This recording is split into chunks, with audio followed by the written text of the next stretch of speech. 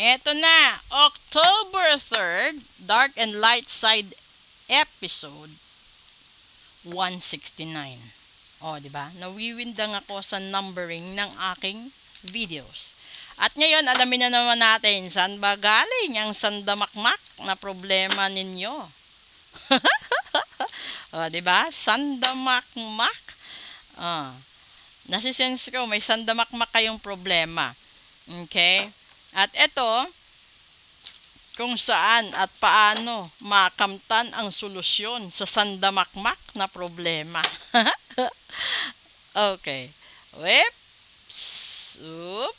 Oh, kukuha tayo dito ng tatlo. Una, the Hierophant. Ay, nako.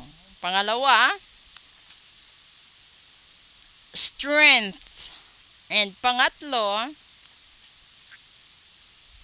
the Eight of Wands. Ngayon, ito, mapaglaro ang baraha.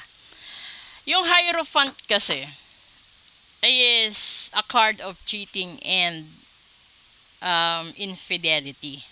'Di ba? And then, meron din siyang vibration na posible na yung partner ninyo, asawa ninyo, karelasyon ninyo ay nagayuma. Kaya ganon, 'di ba? At kahit pilit nyong pinapatatag ang sarili nyo, pilit kayong nagiging matapang sa pagharap, no, ng problema, kahit ramdam nyo na meron siyang iba, no, mabilis pa sa chismis, no, ang lahat-lahat ng pangyayari na hindi nyo kinakaya. Ngayon, ito yung sanhi kung bakit kayo nasasaktan, hindi makatulog, hindi makafocus sa trabaho, at palaging irritable, no, moody, kasi ito yun.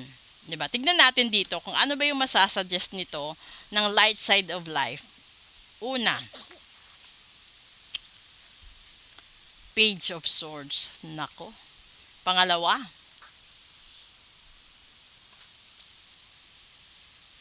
lumabas yung Eight of Wands din. And pangatlo, that's the Ten of Pentacles. Ngayon, ito yon. Dito kasi sa sa light side na baraha, sinasabi niya na lahat ng katotohanan na nakikita mo, nararamdaman mo, at nasa gut feel mo, no, tanggapin mo kasi totoo yan. So ibig sabihin ito, no, yung katotohanan na sinasabi niya dito is totoo. Dito yung problema na may iba, 'di ba?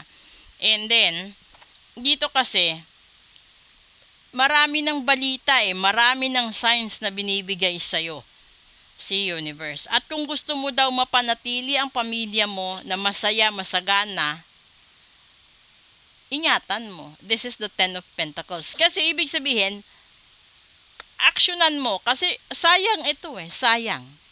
Everything is here. Andi dito yung marriage, andi dito yung happiness, andi yung completeness. Dito ka nagkamali. Kasi yung unang baraha dito sa dark side is the cheating and the infidelity card. And then yung kasunod pa na pilit mong tinatapangan, nilalakasan ang loob mo kahit bumabagyo ang balita at kumakabog ang puso mo. Minsan napapanaginipan mo, minsan hindi mo na talaga, yung para bang alam mo yung pakiramdam na nasa harap mo, alam mo. Pero dahil sa takot mo na kapag sinumbatan mo or kinausap mo, baka bigla yun lang yung hinihintay niya para hiwalayan ka, nandoon yung takot na yun, 'di ba? So kung gusto mo, iparitual mo yung asawa mo, partner mo, para maging sayo na hindi na siya sasama sa iba.